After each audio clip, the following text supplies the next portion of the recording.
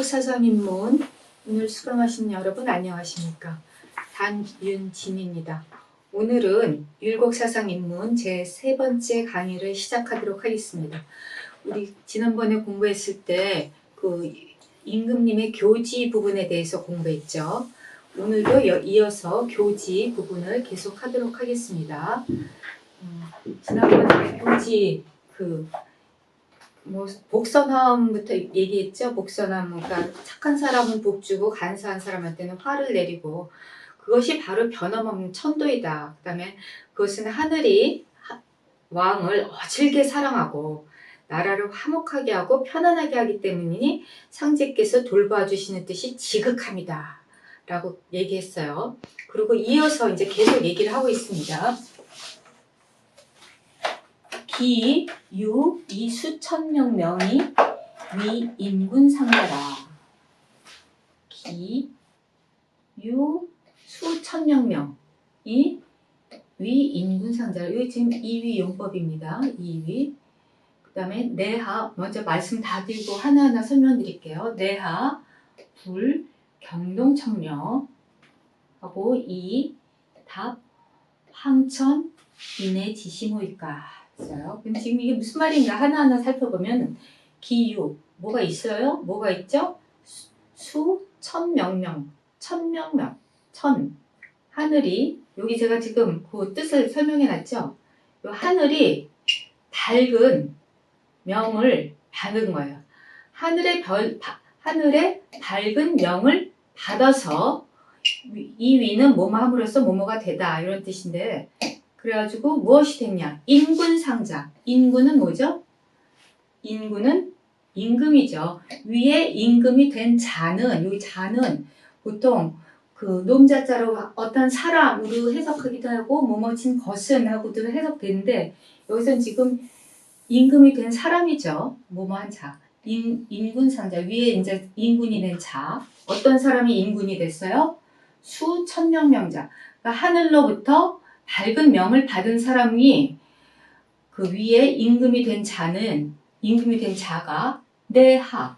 내하는 어찌. 이게 어찌네 어찌하죠. 어찌 뭐 이게 동어 반복인데 아니야. 어찌 불 경동청려. 경동청려는 뭐냐? 경근청려. 죄송합니다.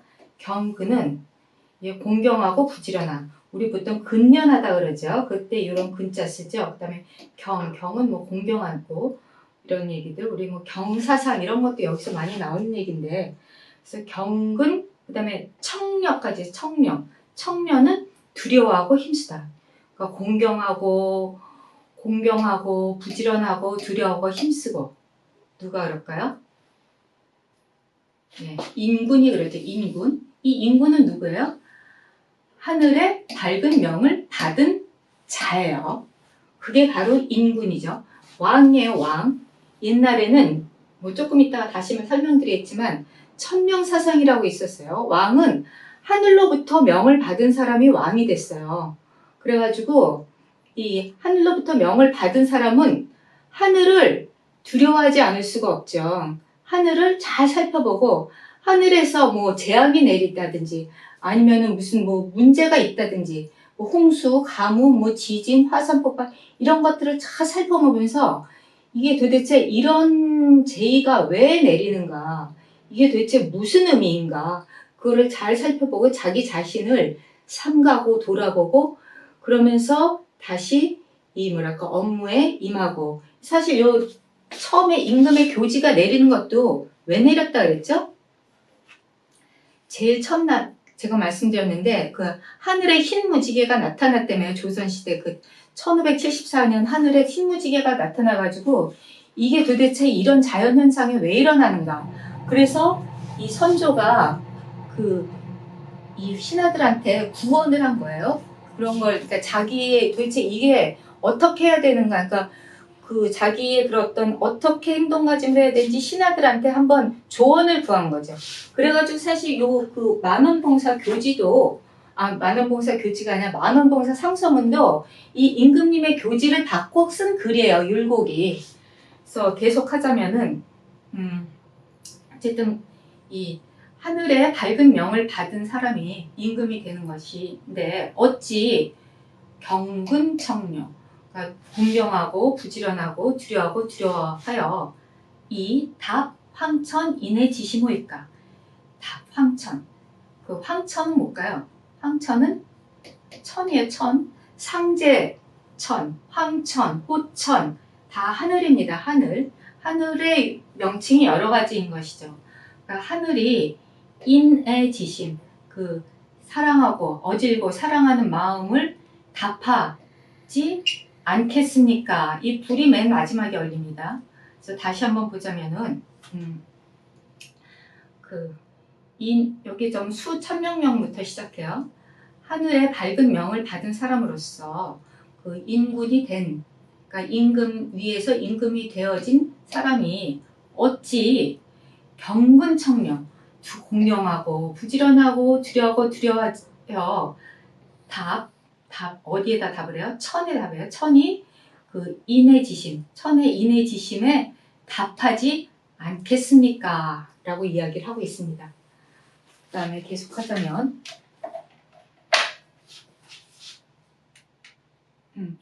죄송합니다. 네, 지금. 그 다음에 이제 계속 나와요. 계속. 이게 지금 선조 임금이 계속 하는 얘기인데.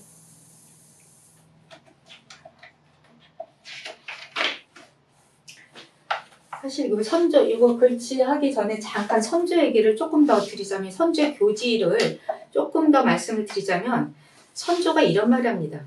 나는 원래 모자라고 우매하여 대도를 잘 모르고 대제에서 조용히 죽을 때까지 살려고 하였는데 불행히도 외람되게 선왕이 남긴 부탁을 받고 신하들과 백성들이 추대에 의해서 왕이 되었다.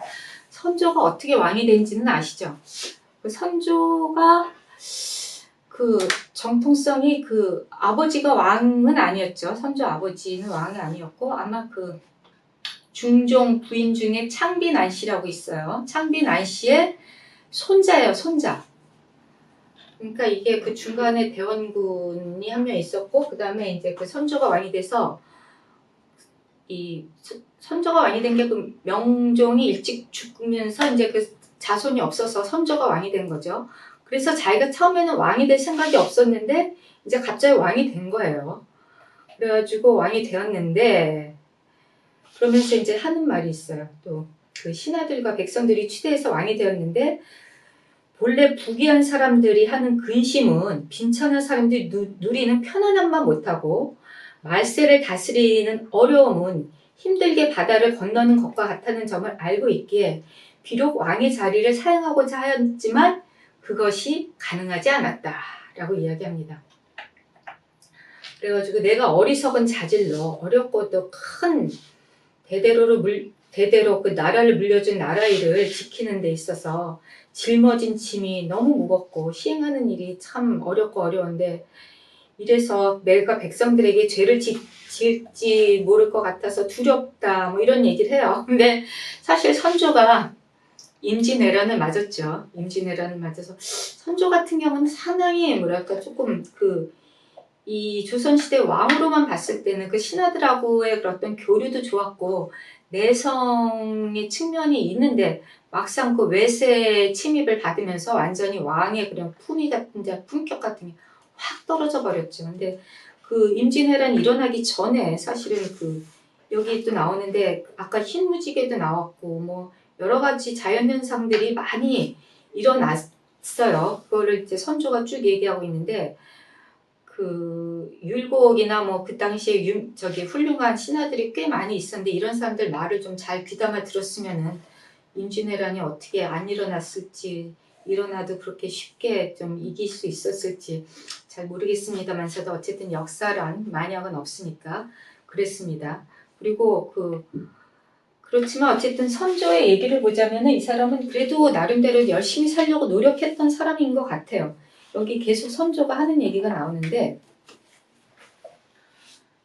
군심 출치지원이 이심유 소미정여이까 강하 치지지무 이하 유소부진여이까 조정 사방지칙 유 허위 희사지 풍여일까? 라고 얘기하고 있습니다. 여기 보면은 군심. 군심은 뭐예요? 군심. 이게 지금 마음이 중요하죠. 이 마음이죠. 임금의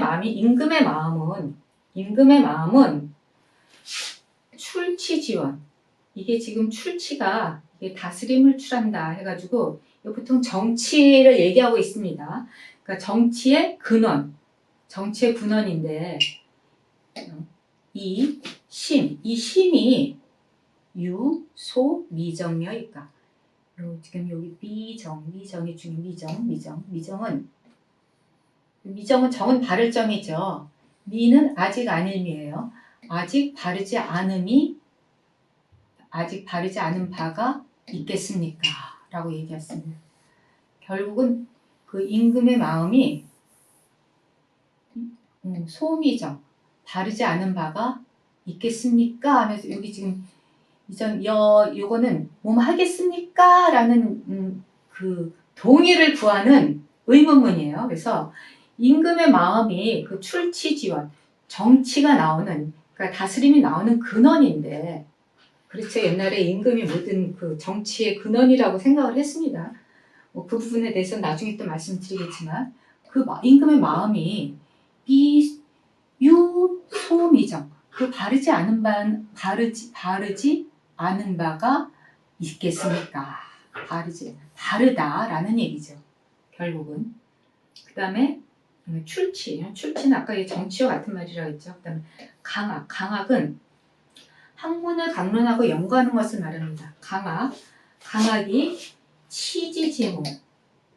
치지지모인데 이 유소부진여일까? 학문을 강론하고 연구하는 것은 치지는 이게 지금 치지가 대학에 나오죠. 대학 8.5에 나옵니다. 대학 8.5에 나오는 두 번째 나오는 단계죠. 그래서 알을 이루는데 힘쓰는 것.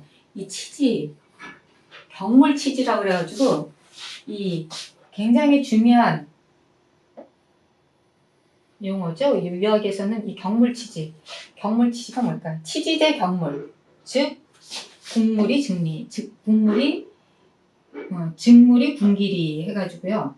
이 대학에 나오는 얘기인데 대학에 경물, 치지, 그 성의, 정심, 수신, 재가, 치고, 평천한 그게 8.5개 대학 8.5. 대학을 처음에 공부하시는 분들은 그런 부분 아시죠, 여러분? 혹시 뭐 공부 안 하신 분들도 계시겠지만 기회가 되시면 대학, 논어, 맹자, 중용 이걸 사서라고 그러죠. 유학의 사서. 유학의 사서는 굉장히 중요합니다. 조선시대 과거 시험의 교과서였죠. 옛날 조선의 선비들은 이 사서를 달달달달달달 외우고 있었어요. 그래서 거기 가장 기본이 되는 게 먼저 대학이에요. 대학, 그 다음 논어, 맹자, 중용 그렇게 나오는데 대학에 8.5에 나오는 말이죠. 치지는 그 알물 이루다 해서 치지제 경물, 알물 이루는 것은 경물, 물을 격하는 데 있습니다. 물을 격한다는 게 뭘까요? 직물이 군길이, 물을 격한다는 것은 물에 직해서 그 이치를 군구한다는 뜻이에요. 그러니까 딱 예를 들자면 이게 뭔가 하면은 이게 뭐지? 이 전자칠판은 뭐지? 전자칠판에서 어떻게 되는 거야? 막 연구를 하는 거예요. 모든 것이 국리라는 거죠. 국리. 바로 그 물에 직해서 국리를 하는 것이 바로 경물치지입니다. 경물치지. 그렇게 해서 어떻게 돼요? 그 알물 이루는 거죠. 알물 이루는 거예요. 그러니까 알물 이루는데 힘쓰는 것. 그게 바로 강학이죠. 그 강학은 그 알물 이루는데 힘쓰는 것인데 학문에 소부진, 부진은 뭐야? 진은 나갈 바죠. 나가지 않는 바가 있겠습니까? 그러니까 결국 무슨 뜻이에요? 강학은 알물 이루는데 힘쓰는 것인데 학문이 어찌 나가지 않는 바가 있겠습니까? 그러니까 학문이 부진한 바가 있겠습니까? 학문은 열심히 닦고 계속 앞으로 전진으로 공부를 해서 나간다는 뜻입니다. 그 다음에 조정은 뭐죠? 조정은 임금과 신하가 머리를 맞대고 나라를 통치한 일을 하는 거죠. 근데 우리나라도 마찬가지죠. 이 국무위원, 국회의원, 대통령, 장관들 다 모여가지고 같이 나라가 어떻게 하면 더 좋아질 수 있을까 궁리하면서 열심히 일들 하시죠. 근데 그런 어떤 조정은 사방지칙이에요. 사방지칙. 사방은 동서남북 그게 사방입니다. 이 나라의 모범입니다. 나라의 모범이면서 온 나라를 뜻하는 거예요. 사방지칙 전 나라. 그 전 나라를 이루는 모범, 법칙인데 허위, 희사지, 풍요이까. 허위는 뭘까요?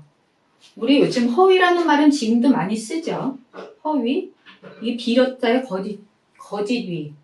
무슨 일을 허위 공문서 작성. 요즘 그런 말들 가끔 하던데. 예를 들자면 허위 생각나는 게 하나 있습니다만서도 얘기는 하지 않겠습니다. 어쨌든 허위로 뭔가를 하는 거예요. 그 문서를 작성한다든지 표창장을 위조한다든지 이게 다 허위죠. 허위로 희사는 이게 조울에다의 일사죠. 일을 만들기를 좋아하는 거예요. 허위로 일을 만들기를 좋아하는 풍조가 있겠습니까? 그러니까 이 나라를 그러니까 이 나라 일을 하는 사람들은 그러니까 조정이 아까도 말씀드린 나라 일을 하는 거죠. 이 소위 말하는 고위 공직자들이 모여서 나라 일을 하는데 그 나라 일을 하는 것은 사방지칙이에요. 사방지칙. 나라의 모범이 되는 것인데 허위, 희사지, 풍요니까 그 헛되게 거짓으로 일 만들기를 좋아하는 풍조가 있겠습니까? 라고 이야기합니다. 그러니까 결국은 이게 여가 그렇습니까? 그렇겠습니까? 하면서 아니다. 그런 뜻을 얘기하고 있는 거예요. 그래가지고 지금 보면은 군심은 정치가 나오는 근원인, 출치지원인데 이 마음이 어찌 소미정녀일까? 다르지 않은 바가 있겠습니까? 그 다음에 이 학문을 강론하고 연구하는 것은 알물 이루는데 힘쓰는 일인데 어찌 공부하는 것에 부진함이 있겠습니까? 조정은 사방지칙인데 나라의 모범인데 허위, 희사지, 풍요일까? 어떻게 텅 비고 거짓되게 일을 만들기를 좋아하는 풍조가 있겠습니까? 라고 이제 선조가 한탄하는 이야기입니다. 그러면서 이제 그 이야기를 계속 쭉 하는데요. 백성들의 생업은 나라의 근본인데 백성들이 공공하고 또 그들을 막고 억누르는 참상이 있겠습니까? 현명한 자와 사악한 자가 뒤섞여 관직에 진출했는데 혹시라도 임금이 그것을 알아내지 못하는 것이 있겠습니까? 정권을 제멋대로 휘두르는 여지가 있어 혹시 윗사람을 업신여기는 자가 있겠습니까? 때는 언로가 열리지 않아서 임금의 눈과 귀가 아직도 막혀있기 때문입니까? 그래서 계속 그냥 이 걱정을 하고 있습니다. 선조가. 그래서 위로는 조정 대신들로부터 아래로는 초야의 선비에 이르기까지 정성을 다하여 어떻든 이런 그건도 숨기지 말고 나한테 얘기를 해주세요. 라고 전조가 이야기를 합니다. 그래가지고 이제 다산이 아니라 죄송합니다. 율곡이 이제 그거에 대한 이야기를 하죠. 이 부분은 다음 시간에 말씀을 드리도록 하고요. 일단 제가 그림을 한번 넣었습니다. 그림. 예. 군심은 출치지원. 임금님 마음은 그 정치가 나오는 근원인데 어찌 그 마음이 다르지 않은 바가 있겠습니까? 그 다음에 공부, 강론하고 학문을 하는 것은 치지지 알물 이루는데 힘쓰는 것인데 어찌 학문이 부진한 바가 있겠습니까? 부진하다는 말은 지금도 쓰죠. 우리 나가지 못한 거예요. 잘 나가지 못하는 거. 그 다음에 조정은 사방지칙인데 허위, 희사지, 풍요일까? 조정. 그러니까 임금과 친하 같이 이제 정치를 하는 일은 사방지칙, 나라의 모범이 되는 것인데 어찌 허위로 일 만들기를 좋아하는 풍조가 있겠습니까? 라고 이야기합니다. 그래가지고 선조가 이야기를 하는데요. 이걸 지금 구원교서라 그럽니다. 임금이 나라 안팎에 좋은 말을 구한다라는 의미로 이제 교지를 내리고 그래서 임금이 스스로 자기를 되돌아볼 수 있도록 신하들한테 좋은 말을 구하는 거죠. 그래서 이제 이 율곡을 위시해서 훌륭한 그 신하들이 임금님한테 이 말도 하고 저 말도 하고 상소문을 계속 올리죠. 그러는 겁니다. 그래서 어쨌든 여기 지금 아까 그 천명 자연 왜 임금이 그렇게 그 하늘을 두려워하는가에 대해서 잠깐 말씀드리자면 옛날에 이 자연 현상이 인간관계랑 도대체 어떤 일이 있는가 이게 바로 이제 그 천명 사상과 연결이 되죠. 왜냐하면은 하늘의 명을 받은 사람이 왕이 됐다고 생각을 했기 때문에 그 하늘을 무시할 수가 없어요. 아까도 말씀드렸지만 하늘의 명을 따르지 않으면은 왕이 그 자리를 빼앗겨 버리는 거예요. 그래서 하늘이 도대체 나에게 무슨 말을 하는가 그 자연을 잘 살펴보면서 왕은 이 하늘을 보고 자기 자신을 성찰하고 또 성찰하고 그러면서 앞으로 해야 될 일을 생각하고 행동하고 이러는 지침이 됐습니다. 이게 바로 이제 그 한나라 때 그 동중서가 자연재해와 인간과의 일을 관계시키면서 천인상감서를 주장하죠. 그게 이제 계속 쭉 지속이 되면서 이제 제이설 그래서 이 조선까지 내려옵니다. 아까도 얘기했지만 그 천명은 곧 한 왕이 되는 것은 천명이기 때문에 이 천명을 무시할 수가 없죠. 네. 어쨌든 그래서 여기까지 그 임금님의 교지를 공부했고요. 다음부터는 이제 실제로 만원봉사 실지로 들어가서 율곡의 글을 보도록 하겠습니다. 네, 오늘은 여기까지 하겠습니다. 감사합니다.